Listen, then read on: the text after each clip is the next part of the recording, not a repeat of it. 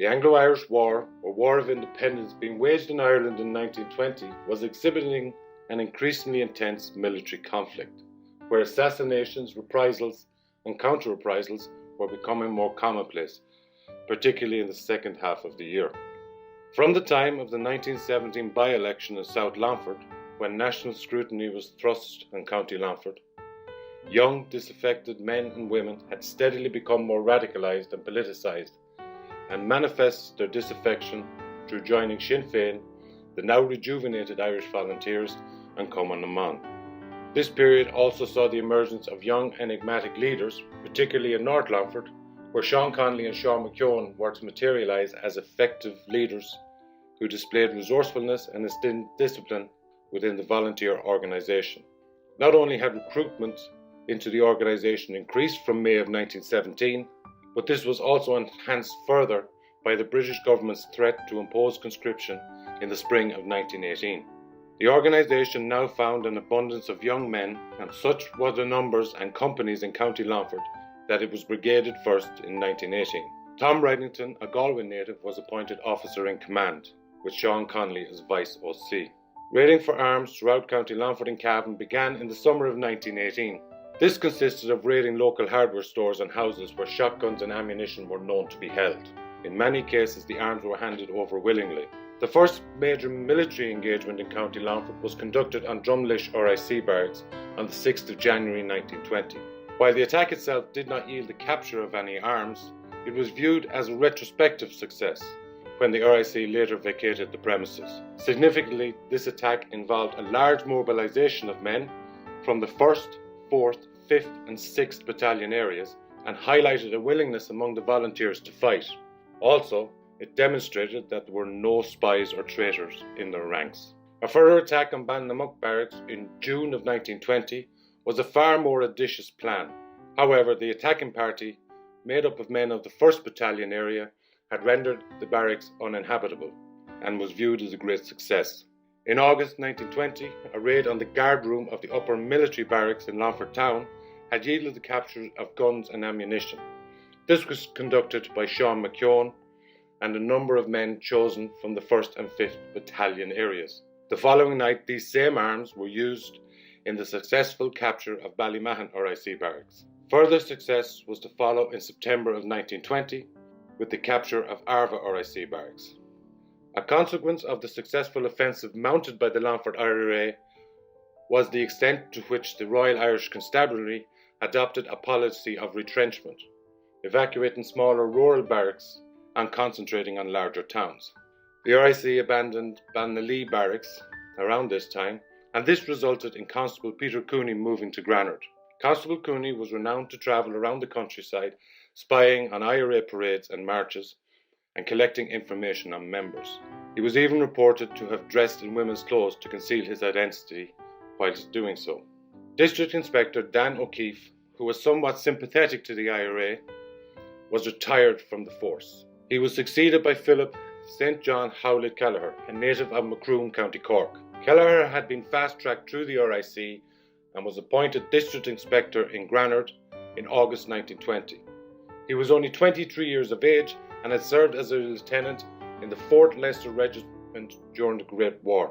He is reported to have taken to his new role with great fervour and was noted to have been particularly vicious in raids on local houses, causing much damage and being abusive to the inhabitants, and boastfully stating he had information on local IRA and would carry out a clean sweep. At a Longford Brigade meeting in September 1920, the execution of Kelleher and Cooney were discussed and ratified. Brigade OC Thomas Reddington sent a dispatch with Maura Conley, Seán Conway's sister, to GHQ in Dublin to seek the ultimate approval for the plan. Richard Mulcahy, as Chief of Staff of the IRA, sanctioned the proposed executions but placed a stay pending the death of Terence McSweeney, the Lord Mayor of Cork, who was undergoing hunger strike in Brixton Prison at the time. On the 25th of October 1920, Terence McSweeney died after 74 days of hunger strike. His death not only evoked huge sympathy nationally and internationally, but it also set into motion a series of events in County Longford. On the 31st of October, District Inspector Kelleher was shot in the bar of the Greville Arms Hotel in Granard. Two members of D Company of Granard 6th Battalion entered the bar and shot Kelleher 4 times at close range, the bullets entering the chest area. Kelleher succumbed to his wounds within a short period of time. On November 1st, Constable Cooney was observed leaving Ballinalee via the France Road. Frank Davis was sent in pursuit. Catching up with Cooney at Brahy, both men dismounted their bicycles, drawing arms, Davis discharging the fatal shot. The shooting was heard by parish priest Father Markey, who hurried to the scene and administered the last sacraments to the constable, who died a few minutes afterwards. On November 2nd, Father Markey was interrogated by a detachment of Black and Tans on the shooting of Constable Cooney, but refused to give any information. His attitude enraged the Black and Tans. When given the opportunity to return to the parochial house, Father Markey made good his escape and made his way to Ballinalee and received the protection from MacEoin and his men. The arrival of the Black and Tans throughout 1920 to bolster the RIC was followed by the arrival of the auxiliaries, who were to prove more effective counterinsurgency measures, being comprised of ex-officers and were intended as mobile and striking and raiding forces, and were to achieve some notable successes against the IRA since their arrival in Ireland in July 1920. In response, on October 4th, IRA General Headquarters issued Organisation Memo No. 1, which directed, "At the present time, a large number of our men and officers are on the run in different parts of the country. The most effective way of utilising these officers and men would seem to be by organising them as flying columns." The memo further stated, the flying columns would consist of only first-rate troops, as the work required would be very exacting. On November 1st, the North Longford Flying Column was ordered into full-time operation with Seán MacEoin as OC. The column consisted of roughly 20 men drawn from the northern battalions of the Longford Brigade, namely the 1st, 5th and 6th. The formation of the Flying Column was an acknowledgement by GHQ that the nature of the war was changing, and also an acknowledgement that the IRA were for the most part a part-time militia.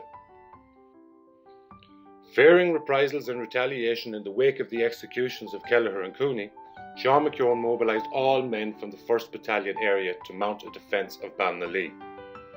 On November 2nd, MacEoin proceeded to Granard to oversee the defence plans there undertaken by the 6th Battalion. While in Granard, a force of Black and Tans and RIC left their barracks at approximately 9 p.m. and proceeded down the town to attempt to burn Markey's public house on the junction of Main Street and the Edgeworthstown Road. Presumably Markey's premises were singled out as it was the home place of Father Markey, who had escaped from their custody at Clonbrony earlier that day. The volunteers opened fire and successfully repelled the force, who quickly retreated back to their barracks. After this action, Seán MacEoin left arms and ammunition in the care of Sean Murphy and orders to defend the town from any future attacks before returning to Ballinalee.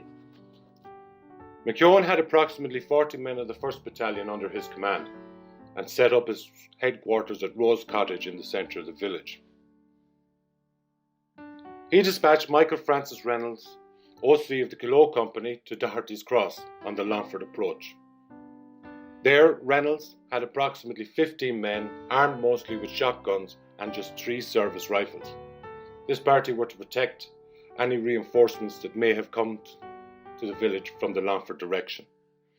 Hugh Hurricane, as OC of the Clonbrony Company of the 1st Battalion, was in command of approximately 9 men based at the Protestant church covering the Edgeworthstown approach to the village. Sean Duffy, adjutant of the 1st Battalion, was based on the Granard Road side of the village at the old schoolhouse with approximately 4 or 5 men. Frank Davis, quartermaster of the 1st Battalion, commanded a party of 3 men located at Herties on the Balnamuck side of the village. Seán MacEoin at Rose Cottage had a force of just 4 men. The plan was to allow the enemy forces to enter the village, and regardless of which direction they took, they would have had an attacking party at their head and rear. On November 3rd, the residents of Ballinalee congregated in the church for a novena. Father Montford addressed the congregation and advocated evacuation, although MacEoin was strongly against this. After devotions, the residents packed whatever belongings they could and made their way into the surrounding countryside to stay with friends and family. MacEoin and his men could only look on in despair at the harrowing scene. P.J. Herity, Miss Kieran, the sub-postmistress, and Patrick Murtagh and their families were all that were to remain. Father Mumford was anxious to leave with the residents, but MacEoin encouraged him to stay, lest his services be needed. With that, he asked MacEoin to assemble his men in the churchyard, and all received general absolution before taking up their assigned positions.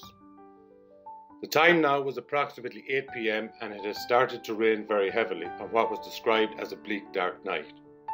Word had now reached MacEoin that all appeared normal in Longford, and while no word had been received from Granard, he could only assume Seán Murphy had his defences in place. At approximately 12 a.m, a scout reported to MacEoin that a red glow could be seen on the eastern sky. Granard was on fire. A large force of RIC Black and Tans, accompanied by 9th Lancers, had descended upon Granard and proceeded in looting and burning homes and businesses there. This same small force that had exacted the revenge on Granard were now making their way to Ballinalee. At approximately 1 a.m, the lights of a military convoy could be seen approaching the small village. Stopping initially at MacEoin's forge at Kilshrewley, they broke in, but on this occasion did not set it alight. Proceeding into Ballinalee, the convoy wheeled right towards Aughnacliffe, the first lorry pulling up at Herity's, while the others filed behind. The last lorry of the convoy stopped momentarily on the Granard Road, with its headlights trained on MacEoin's position at Rose Cottage, before turning in and taking his place behind the convoy. Seamus MacEoin counted 11 lorries in total. Seán MacEoin took his small party out to the centre of the road at the crossroads, lying down some 20 yards to the rear of the last lorry. In the darkness, the rattle of petrol tins could be heard as the Crown forces dismounted.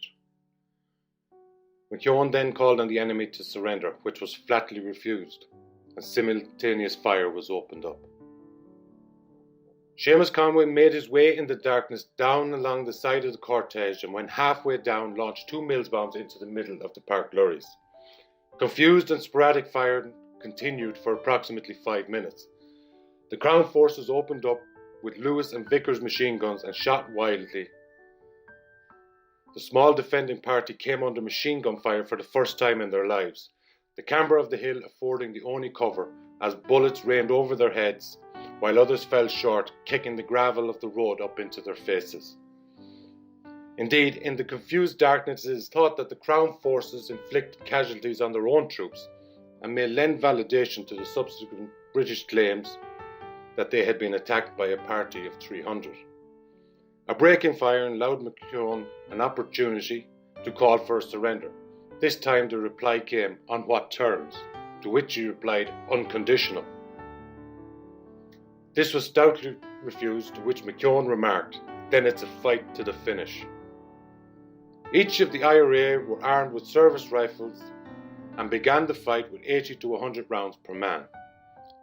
As the fight endured, the small detachment had to conserve their ammunition and could only fire at the flashes of light emanating from the barrels of the enemy guns.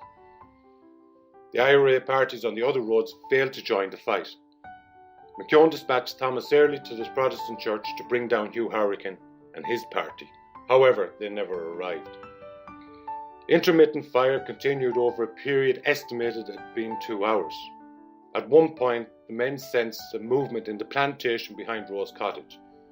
MacEoin sent his brother Seamus and Seán Sexton down the Longford Road, and taking a laneway on their right, sporadically fired some shots into the dense shrubbery, adjusting their position each time they discharged their weapons to give the impression of a larger force. They could hear the sound of the enemy scurry in a retreat through the undergrowth. Returning to the crossroads, they were relieved to see MacEoin and Conway still holding the hill. In the absence of the reinforcing parties closing in, MacEoin and his men were now in a perilous position,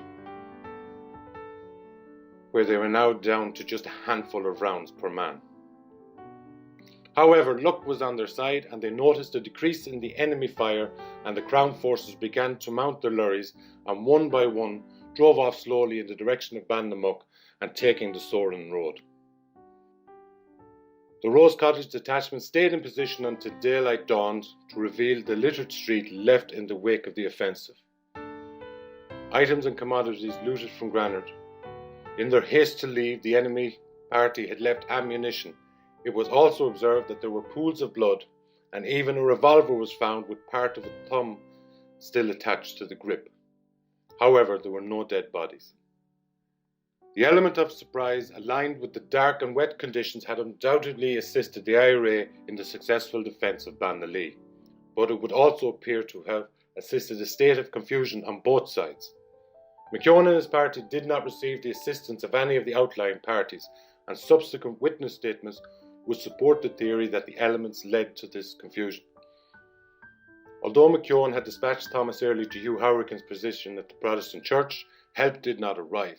Frank Davis and his party, who were based at Hirties, had to withdraw as their position had been overrun by the large convoy. What remains unclear is that Seán Duffy's position on the Granard Road was closer to MacEoin, and it would appear confusing as to why Early was not sent there. At approximately 9 a.m. on November 4th, Johnny Cullum arrived from Granard to inform MacEoin of the damage that had been done there the previous evening. The IRA under Vice-OC Sean Murphy had deemed the attacking force too great to engage and withdrew his forces from the town, retiring to the townland of Cara. Granard had been surrendered without firing a single shot. The greatest failure here could be that Murphy did not inform MacEoin immediately that he had withdrawn, nor was any attempt made to send any reinforcement arms or ammunition to Ballinalee. Murphy was subsequently removed from his position, pending a court-martial for disobeying orders and cowardice, and was replaced by Michael Mulligan. Hugh Howrican was also sanctioned for not bringing his party into action. However, he was cleared of all charges. Thomas Early had arrived at Howrican's position, and rather than relay MacEoin's instructions, had declared that Davis and his party at Hirties had been killed and the situation was hopeless. The news of the sacking of Granard and the defence of Ballinalee were now making national headlines. Journalists descended on the small village, eager to get the inside story. Seán Duffy was interviewed by national press, including the Irish Independent's Tom Quinn. Upon returning to Dublin, Quinn realised one of the men he was travelling with was an undercover detective for Scotland Yard. He immediately notified Collins on his return and was ordered once again to return to Ballinalee to inform MacEoin. MacEoin had now moved his headquarters to Kiernan's of Dromeel, from where he drafted new plans for the defence of the village.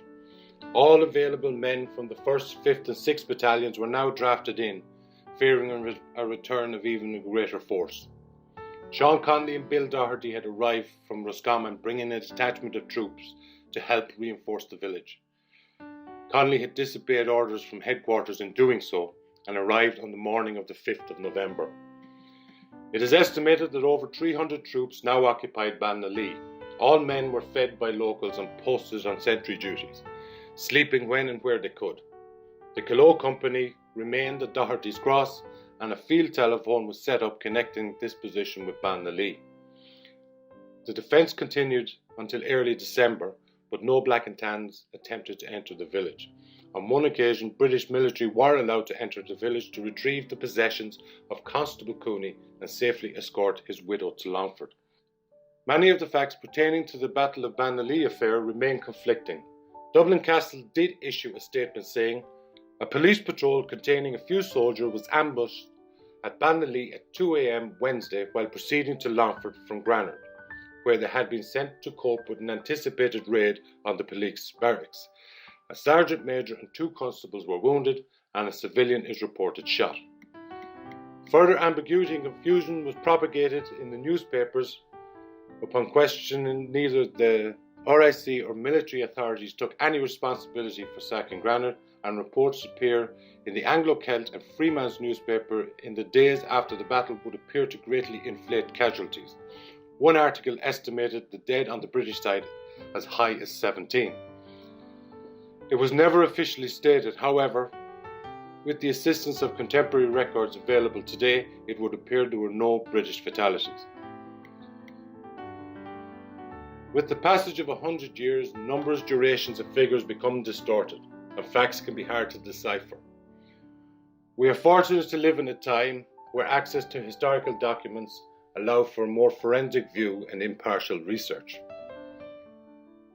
4 of the 5 defenders in Ballinalee that night submitted witness statements to the Bureau of Military History in the 1950s. Through the recollections of Seán and Seamus MacEoin, Seán Sexton and Seamus Conway, a greater understanding of the battle can be achieved. Through forensic investigation of the Transport Division of the RIC and adhering to the weights and loads and speed of vehicles stipulated under Code 17, unarmoured cross-lieutenants were permitted to carry 10 men, including a driver.